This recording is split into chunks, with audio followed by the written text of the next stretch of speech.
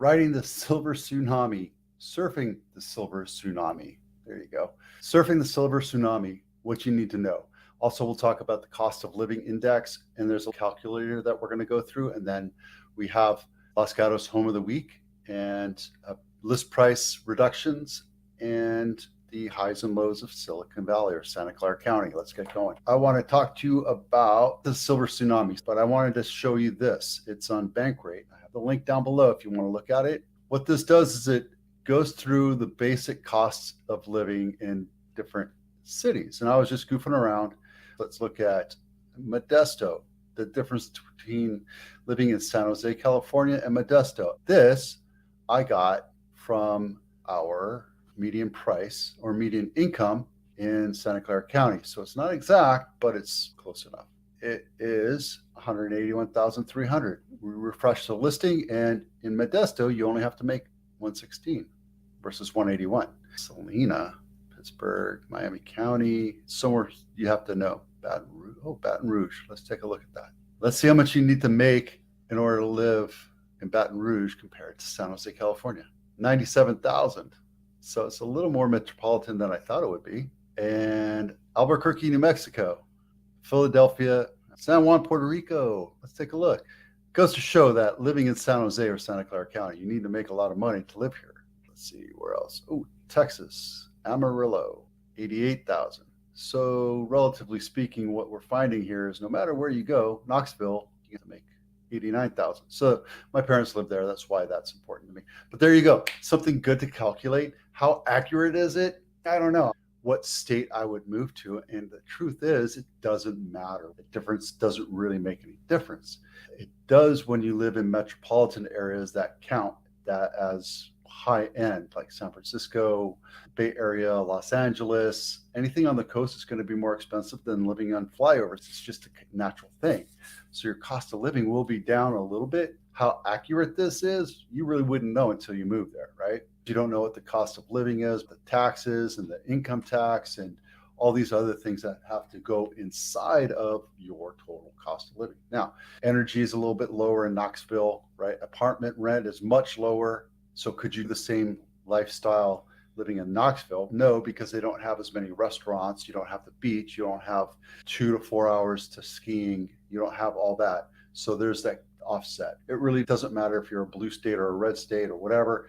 It just depends on how efficiently the government is run, how high the taxes are, and how you feel about it. For example, San Jose, high taxes, right? Our sales taxes are close to 10% versus Knoxville, where it's probably 8.25%. Now, state tax in California is 8.25% or 8 and change, but because you live in San Jose, they tack on more because they have all these extra services that we offer to the less fortunate. So yeah, on top of everything else, I can tell you that in Tennessee, there's no state income tax. The property tax is a little bit higher and the sales tax is that much of a difference. Healthcare costs, you're looking at here and there. And most of this is attributed to high taxes, high labor costs, and high rent costs. So living in Knoxville versus San Jose, the cost of living there is less, so your minimum wage is less. My kids make $20 an hour over there. I think it's like 14, 15. And a hamburger here can be 10 to 15, maybe even more. So inflation is driving these prices right now. The basic stuff like cereal, cornflakes, it's nominal. Peas, I don't know, potatoes. I go to Costco and I can buy 3 times as much potato for the same price as Nob Hill. It really depends on where you're going. You have to shop smart. All right, enough of that.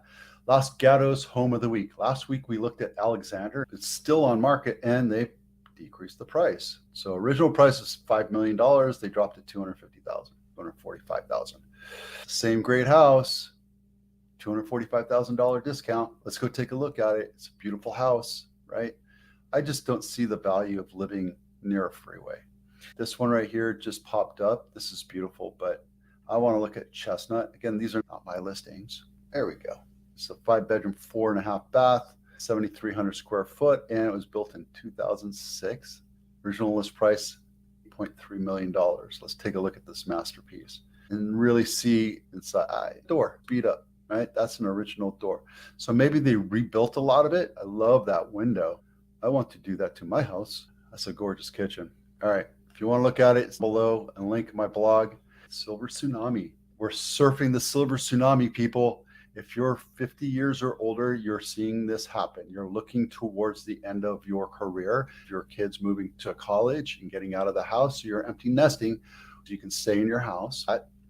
You have Proposition 13 to keep your taxes low. If you wanted to move to another house in California, you have that option. You can take your tax basis, your property tax basis, and move it. You have to pay capital gains on anything over 500. If you're a married couple, or if you're single, it's $250,000. So understand that's one of the main reasons people stay in their house until they pass on, or at least one of the members of that family pass, because your tax basis go up to the day that person died, and then you don't have to pay capital gains. Get older, there's less of a reason for people to stay in the house that they lived in, because maybe the stairs are too steep. My stairs are really built up. I have one in college right now. I have two in high school.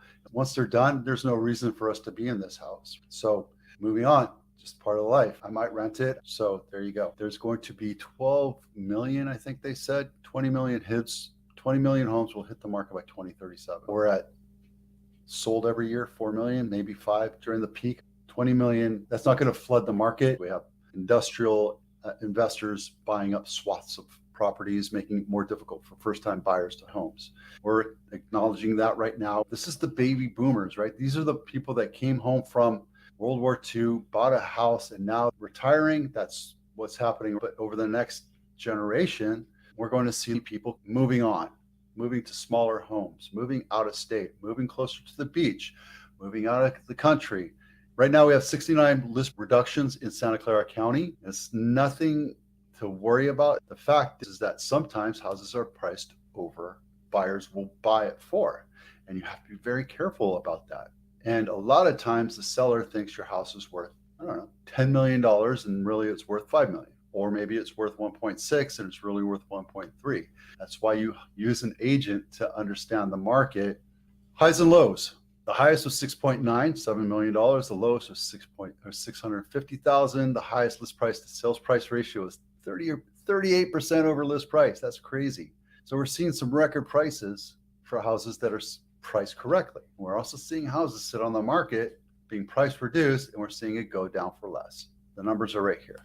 There we go. Now you can see that. As I go through this, it will create more charts that make sense, but right now it doesn't make sense. So the highest for sale right now is still $1 million in Santa Clara County. We have Measure E, and we're preventing homes from increasing in value because of Measure E and now the buyers. So if you're going to buy a house, my suggestion is buy it outside of San Jose because of Measure E. If you're buying a first-time house, San Jose is a great place to buy because it's lower cost, higher cost of living, but you can afford it. So let's look at this one real quick. This is the highest sold priced house. Again, look at this. Spanish. This is more modern Spanish. You have the curved windows, dark cabinets, dark wood trim, very gorgeous. I love those windows, the big doors. Look at that. If you want to look at it, the link's down there below. But let's take a look at the lowest priced one. This is the lowest priced sold house in, and it looks like it was right by Gilroy Gardens. That's Gilroy Gardens right there. These houses were brand new, right? 2003. So there you go. Silver Tsunami, my mom's house. There's just everywhere. If you look at the lighting of these pictures, they're dark. Look at that yellow. So it was on market for 93 days. You may have done it with your iPhone. Overpriced a little bit. Also, I want to say, yeah, there's an HOA. HOAs will prevent your house from growing. And this is a 62 plus senior community. So you're never really going to get that equity build that you do. So there you go. The next one is highest list price to sales price ratio, which is 138%. Basically, look at that. That's crazy. That was a crappy first photo. Why in the world would you make that your first photo? Sold in 5 days, and it didn't sell for record numbers. It's an older house. There's nothing wrong with it. But look, when your house is in mediocre condition, list it low, painfully low, and you're going to get it sold no matter what, because it'll attract buyers, and buyers know what the value of the house is. And some buyers will be insultingly low, but there's one or two that will pop up, and then you can negotiate them up. This is Can Blossom. Oh, 0 days on market. It's sold off market. I'm not a big fan of off market because you're not attracting the entire market. If I can tell you that off market will attract 20% of the entire buyer pool, and then you put it on market and then it goes crazy, and then but you can brag that I sold my house off market and I got $200,000 more. What if I could get you another $100,000 by negotiating it up? So I'm not a fan of the off market, see, for comp purposes only. I don't think it's fair. I don't think it's right, but that's a trend that's growing. Let's see what this one. Yeah, there you go. Original list price 1.2 down to 960. That's the lowest list price to sales price ratio, and the listing price agent represented the buyer as well on that. This is the highest active home for sale. That's a hotel, so let's get past that one. This is the lowest actively for sale home right now. It's been on market 26 days, $535,000. This is what you get for $500,000 in San Jose. It's virtually staged. Today we talked about the cost of living calculator all across the United States, your Willow Glen House of the Week, which is gorgeous. If you know anybody that wants to buy or sell a house to help me pay for that house, I'd love to do that. The